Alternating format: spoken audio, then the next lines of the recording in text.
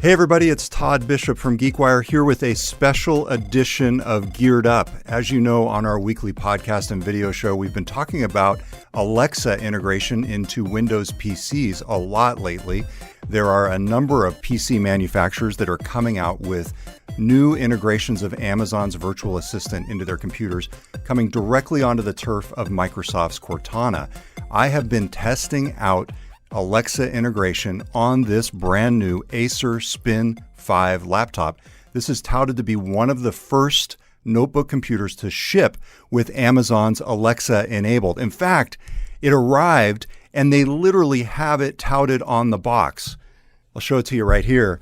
They have a sticker that says Amazon Alexa enabled. And I'm sure many of you are familiar on your own computers with the Intel sticker on the laptop right below the keyboard. And right here on the bottom of the laptop keyboard, they have Amazon Alexa enabled. So clearly this is a way that PC manufacturers, with PC sales being largely sluggish, are looking to boost at least the interest in their computers. You're basically browsing along and you see, oh wait, this has got Alexa inside. It must be pretty cool. So is it or is it not? I've been testing it out over the past weekend, and I have to say there are lots of interesting things that Alexa can do on a PC, but there are also lots of shortcomings and frankly some things that made me puzzled about why Amazon didn't do some obvious things to better integrate Alexa into the PC.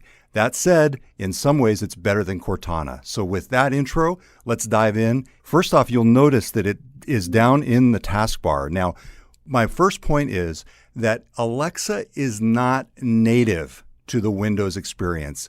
Even though it's touted on the box and you're buying it perhaps because it has Alexa inside, this feels very much just like a third-party app that was kind of slapped onto here. For example, you get into it and you can hear Alexa is activating in the background as we talk about her. You open up and you boot up the computer. If you didn't know that Alexa was on here, you wouldn't know to open it. I had to actually search for Amazon Alexa in the app list through the Cortana interface to find Alexa, ironically. But what was in the actual taskbar in the Windows frame, interestingly, was the Amazon Shopping app. Not Alexa, but the Amazon Shopping app. It was fascinating to me. Clearly, Amazon has worked out some kind of commercial arrangement with Acer. And clearly the most important thing to Amazon in that regard was not getting Alexa into the taskbar, but instead getting its shopping app. So you can see a little bit about the priorities there. So that said, it was pre-installed, Alexa was, which is something you cannot get on other PCs. You can't get it in a marketplace. So it actually is a unique selling point of this and some of the other devices that are going to be coming out with Alexa. Now, it works okay.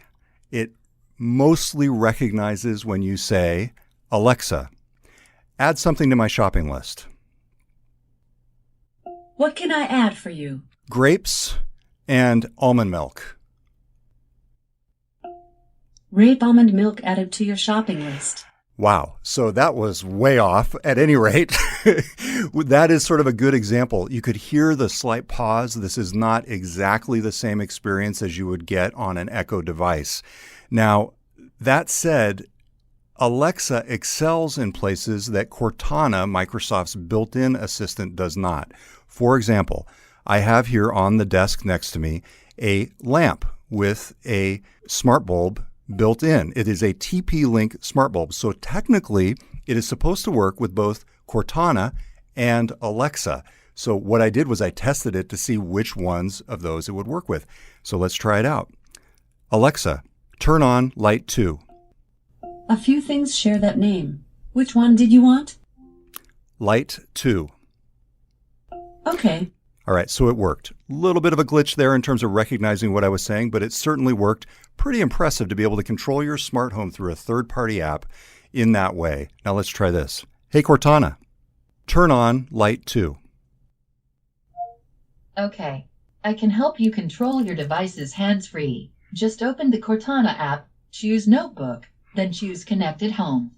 Okay, here's the thing with this. I spent probably 2 hours trying to figure out how to do this. I went to the Cortana notebook. I hooked everything up correctly through TP-Link. It shows me the 2 lamps that I did in the Cortana notebook.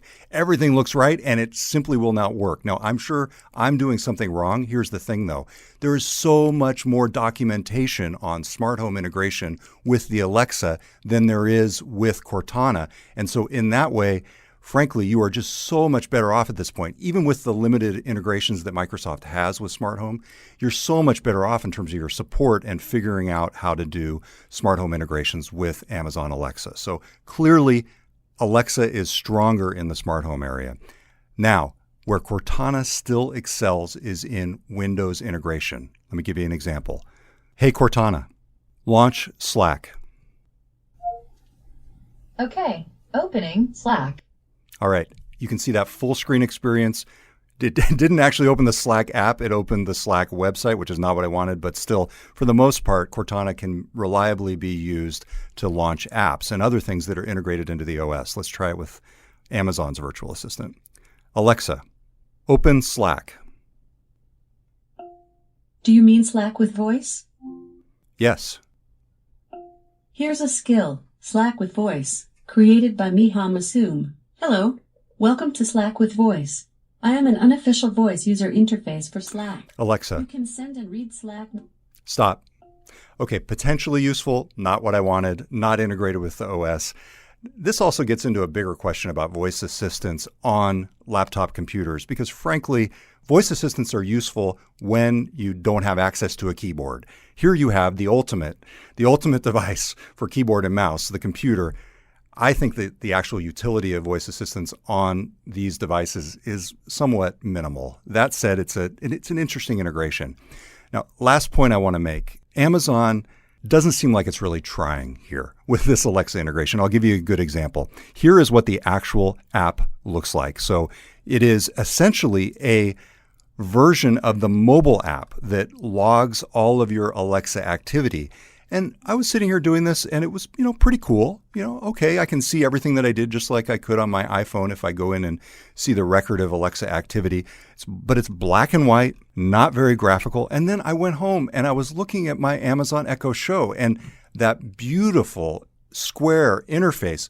My question is, why didn't Amazon take the interface for the Echo Show and make it into an app on Windows 10? To me, that's the kind of integration that would truly justify calling this an Alexa native device or touting the fact that Alexa is integrated. So to me, Amazon really has kind of a first minimum viable product here in terms of its Alexa integration, not on the level that's really going to reignite interest in personal computers as a form of computing. And in that way, I feel like it's a good first step, but clearly not something that should drive your purchase of a device or a computer, which is obviously what HP and Asus and Lenovo and Acer are all thinking about. Now, in a couple different areas, HP, for example, has a tower that's specifically built almost like an Echo device unto itself in addition to being a computer. And I think that's going to be interesting to test out. And that's one that we'll want to test out on future Geared Up episodes. But for now, I have to say, do not buy a computer just because Alexa is inside. Clearly, you have many other options to get Amazon's voice assistant. And I would put this in the category for now of novelty. So that is our quick rundown, our quick hands-on review of Amazon's Alexa on the new Acer Spin 5. And for now, I'm Todd Bishop. Andrew Edwards will be back next week. We're looking forward to talking to you next time on Geared Up on GeekWire.